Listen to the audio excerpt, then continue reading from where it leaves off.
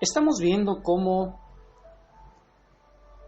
aprender a oír la voz de Dios,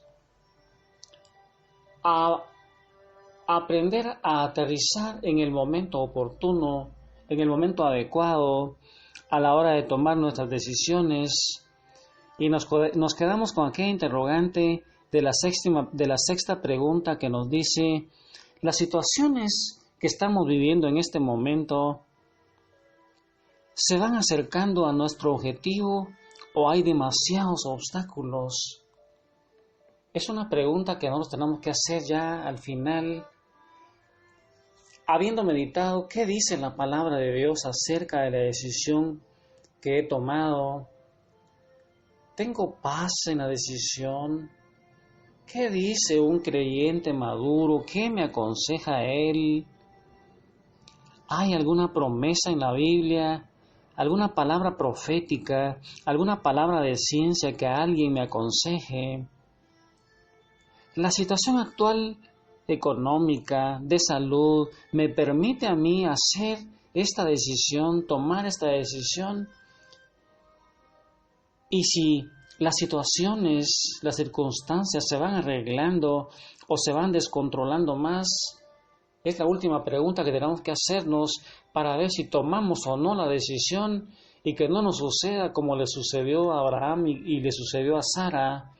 No tratemos nosotros de ayudar a ese Padre bueno, ese Padre maravilloso que es perfecto en su tiempo y en sus decisiones.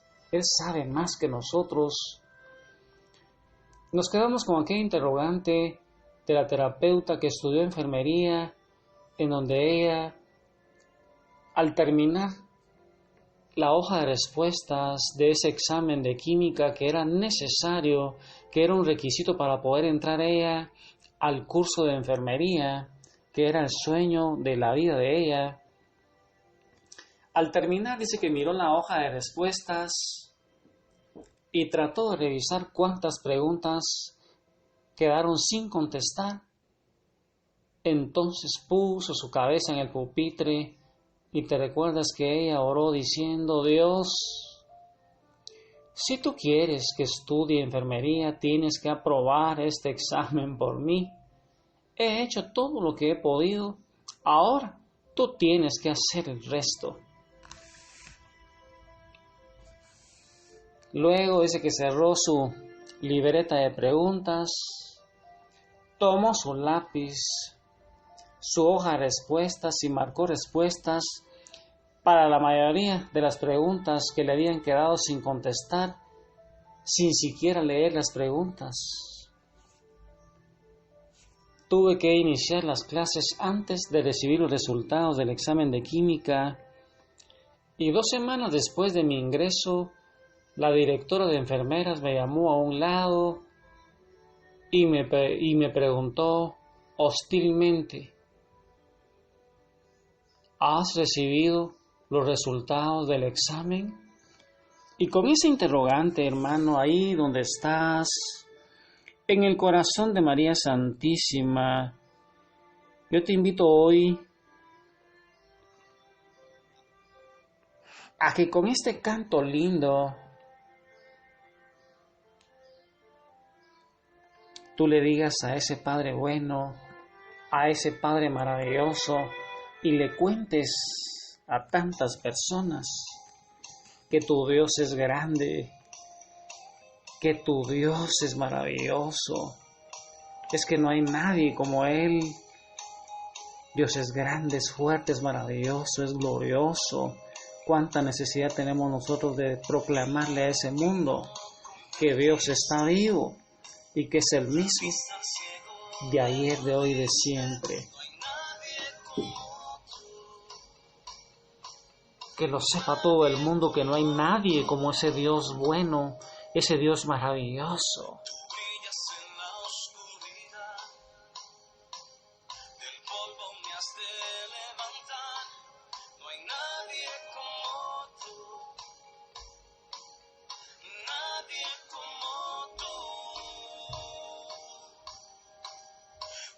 Es grande, mi Dios es fuerte, estás tan alto, nadie puede alcanzarte.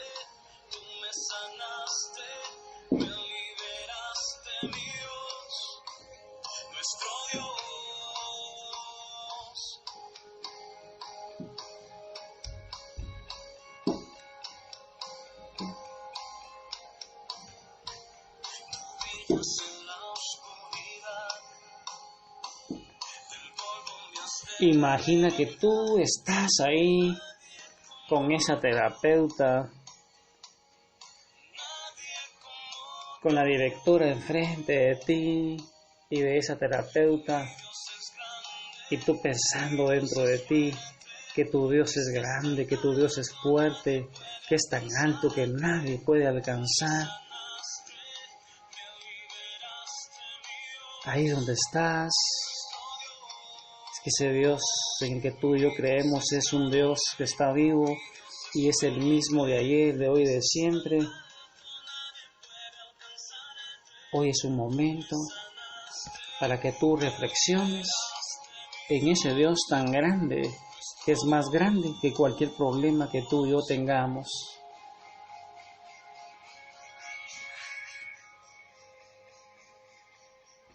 Y ahí, hermano, donde estás entonces, sabiendo que para Dios nada es imposible,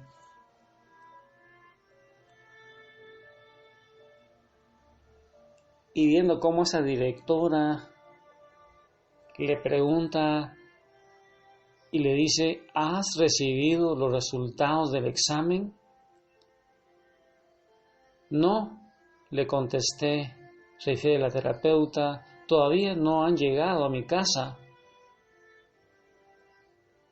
Pues ya sabe que si no aprueba el examen, está fuera de esta escuela de enfermería. Y así le señalaba con el dedo.